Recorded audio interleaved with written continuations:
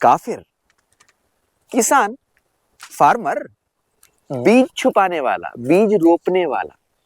ارے آپ اس سے گھبرا جاتے ہیں، پریشان ہو جاتے ہیں. آپ کو پتا ہے مسلم کا مطلب کیا ہوتا ہے؟ اونٹ.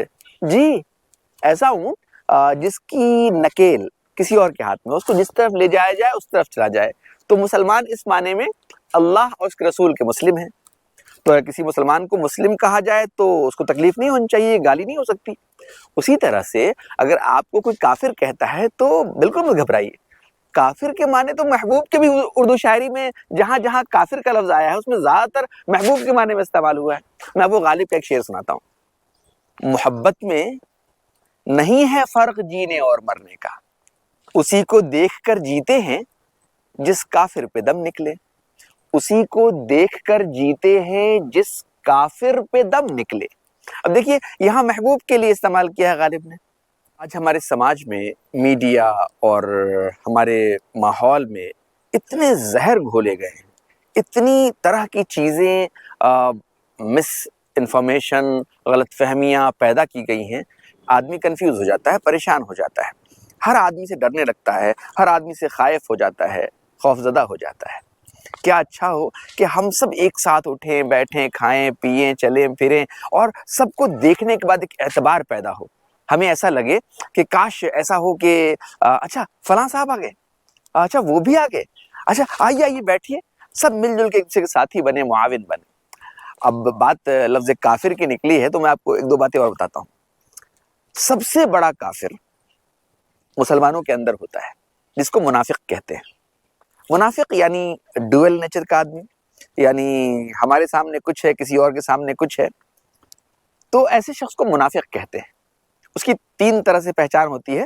بولے تو جھوٹ بولے، وعدہ کرے تو وعدہ خلافی کرے، امانت رکھی جائے تو خیانت کرے. اللہ رسول نے فرمایا کہ بات کرے تو گالی بولے.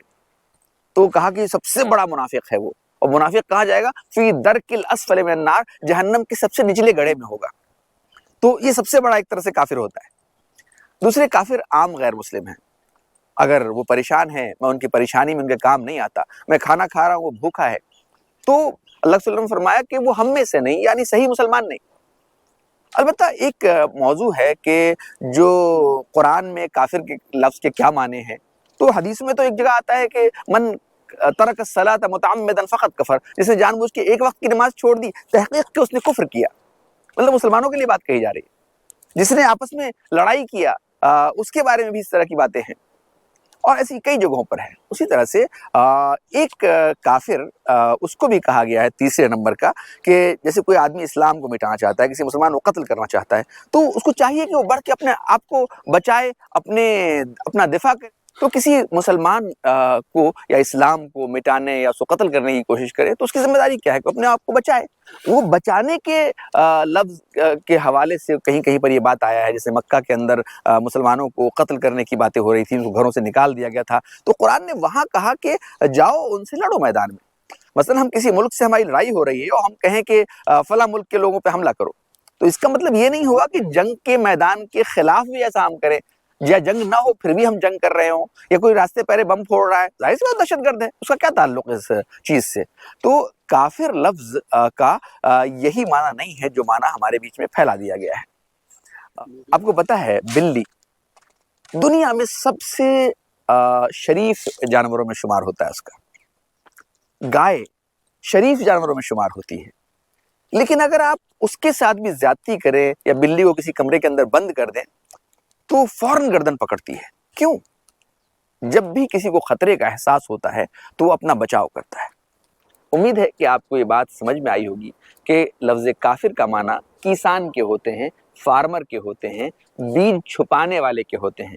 کافر کا یہ معنی جس طرح سے مسلمان لفظ مسلم سے بنا ہے، مسلم کے معنی اونٹ کے بھی ہوتے ہیں، تو کسی مسلمان کو مسلم کہنا یا مسلمان کہنا گالی نہیں ہو سکتی. اسی طرح سے کافر کے معنی نان مسلم کے ہیں، اس سے گالی بالکل بھی مراد نہیں لیا جا سکتا. جو لوگ بھی ایسا سمجھتے ہیں یا ایسی باتیں پھیلاتے ہیں وہ جھوٹ بولتے ہیں، غلط فہمی پھیلاتے ہیں. ہم سب ایک ہیں، ہم سب ایک آدم ہوا کی اولاد ہیں. عربی میں ایک جملہ ہے، الدین للہ، الدین للہ والوطن للجمیع، کہ جو دھرم ہوتا ہے یا جو بھی آپ کے اچھے کاریہ ہیں، اچھا کام ہے، وہ اللہ کے لیے ہونا چاہیے، ایشور کے لیے ہونا چاہیے، گاڈ کے لیے ہونا چاہیے، ہم سب کے اندیکھے ایک مالک کے لیے ہونا چاہیے، دکھاوے کے لیے نہیں ہونا چاہیے، بڑے دانی کہلائیں اس کے لیے نہیں ہونا چاہیے، بڑے بہادر ہیں اس کے لیے نہیں ہونا چاہیے۔ تو یہ تو دھرم ہے کہ جو انسان اپنا اور اوپر والے کا رشتہ بہتر کرتا ہے اور ہر چیز اس کے لیے کرتا ہے۔ اور جو کنٹری ہوتی ہے، ملک ہوتا ہے، وہ سب کے لیے ہوتا ہے، اس میں ہر دھرم، ہر ذات، ہر علاقے، ہر ریجن، ہر زبان والوں کے لیے ایک قانون ہوتا ہے، سب برابر ہیں کنگھی کے دانت کی طرح، اور سب کے ساتھ اچھا سلوک ہونا چاہیے، سب کے لیے جسٹس، انصاف آسان اور ایزی ہونا چاہیے، ممکن ہونا چاہیے، کوئی کسی پر ظلم نہ کر سکے، سب کو اچھی ایجوکیشن ملے، سب کو میڈیکل فیسلٹیز ملے، اور کاش یہ ہوتا کہ ایجوکیشن اور میڈیکل تو فری ہی ہونا چاہیے، اور بقیہ جو تمام سہولتیں ہیں وہ سب کے لیے آسانی سے میسر ہونی چاہیے۔ امید ہے کہ آپ سمجھیں گے۔ لیکن کافر بھی عجیب کافر ہے۔ میں ایک شعر سناتا ہوں آپ کو اصحاب الحق مجاز کا۔ کچھ تمہاری نگاہ کافر تھی، کچھ مجھے بھی خراب ہونا تھا، کچھ تمہاری نگاہ کافر تھی، کچھ مجھے بھی خراب ہونا تھا۔ تو کسی اور موضوع کے ساتھ آدم ٹاکس میں پھر ملاقات ہوگی۔